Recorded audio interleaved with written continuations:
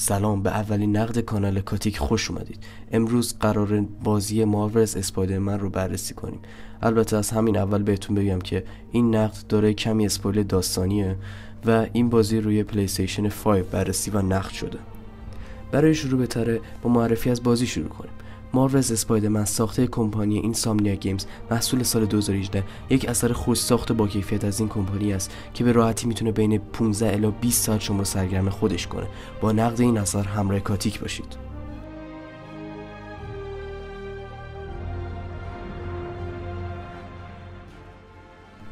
برای نقد بازی اول از همه با داستانگویی و شخصیت پردازی بازی شروع میکنیم. داستان بازی 8 سال بعد از عنکبوتی و متمایز شدن پیتر پارکر شروع میشه. در داستان بازی پارکر مأمور هست تا با یک کله گنده‌ای به نام کینگ پینگ روبرو بشه و کلا داستانگویی اوایل به صورت طوفانی شروع میشه و تا اواسط بازی ریتم خودش رو حفظ میکنه. ولی از اواسط بازی به بعد داستان بازی ریتم جدی‌تر به خودش میگیره و کم کم شروع به پاسخ دادن به سوالات در ذهن پلیر میکنه و این ریتم داستان تا آخر بازی خیلی خوب و روون پیش میره و با یک پایان بندی عالی اونو به اتمام میرسونه.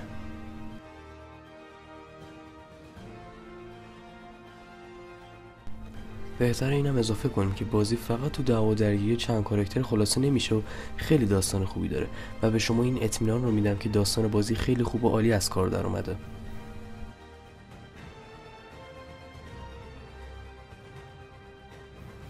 از طرف دیگه دشمنان بازی توی داستان یعنی گروه دیمنز طراحی ماسک خوبی دارن و البته یکی از آنتاگونیست های خوب بازی به شمار میرن و انتظارات پلیر رو تا حد زیادی برطرف میکنن. شخصیت پردازی کاراکترها از جمله پیتر پارکر و مری جین خیلی خوب از کار در اومده و میتونید به راحتی توی فضای داستانگویی بازی غرق بشید.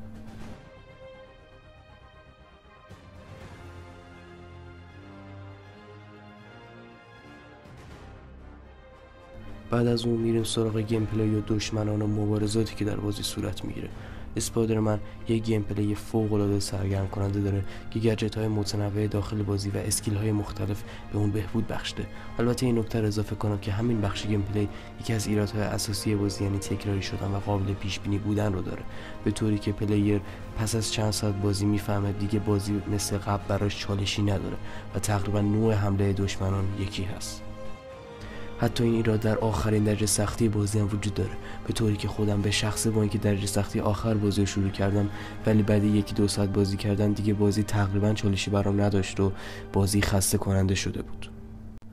بازی تا حدودی دست پلیر رو برای نوع بازی کردن باز گذاشته، به طوری که تو این بازی سیستم مخفی کاری نسبتا خوبی داریم، هرچند بعد یه مدت خیلی تکراری میشه و هیجانش رو از دست میده. یکی از ایرادات جدی بازی تنوع کم حرکت‌ها و دشمنان است که این به دلیل مدت طولانی بازی آزاردهنده است و از لذت مبارزات به قدر قابل توجهی کم میکنه. البته ناگفته نمونه بازی فینیشرهای متنوع و خیلی خوبی داره. به عنوان مثال پلیر اگه قبل از زدن فینیشر به هوا بپره و سپس دایره و مثلث رو فشار بده، پیتر پارکر با یک انیمیشن خاصی فینیشر خودش رو روی سر دشمن خالی میکنه. هوش مصنوعی بازی عملکرد خوبی رو به جا میذاره و گاهی اوقات دشمنان بازی میتونن تا حد زیادی شما رو شگفت زده بکنن و شما رو به چالش بکشن. البته این مورد هم متاسفانه پس از گذشت چند ساعت بازی کردن کم رنگ میشه.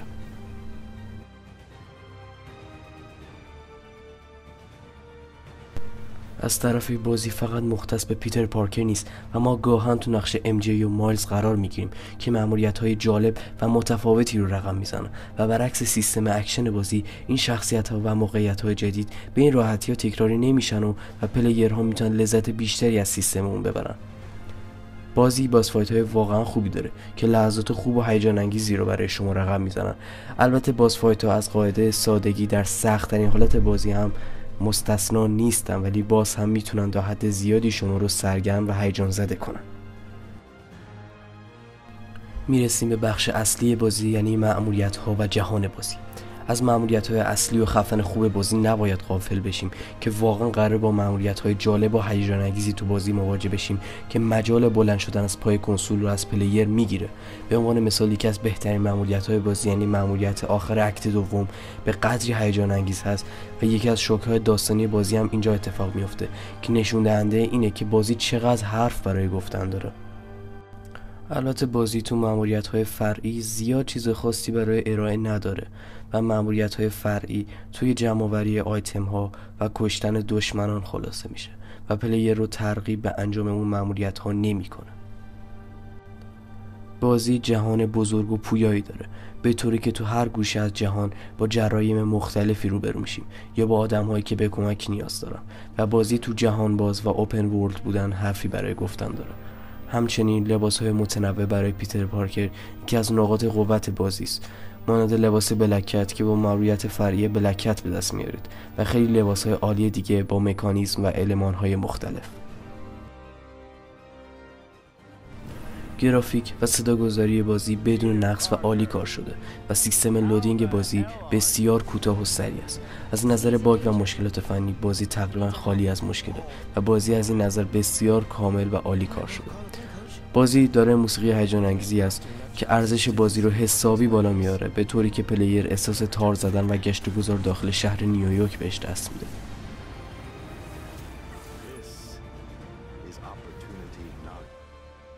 به طور خلاصه در بازی اسپایدرمن شاهد یک گیم پلی روان، مکانیزم ساده و در عین حال شش نواز هستیم و صد البته عناصری کاملا جذب کننده مثل انیمیشن های کمالگرایانه در هر نقطه بازی. اسپایدرمن دنیای بسیار پویا و خوبی داره و دنیای بازی پر شده از فعالیت‌های متنوع که حس خیلی خوب و لحظات سرگرم کننده یا برای پلیر به ارمغان میارن. از تنوع کم دشمنان و تکراری شدن سیستم بازی که بگذریم، در کل اسپایدرمن بازی هست که میتونه واقعا شما رو سرگرم کنه.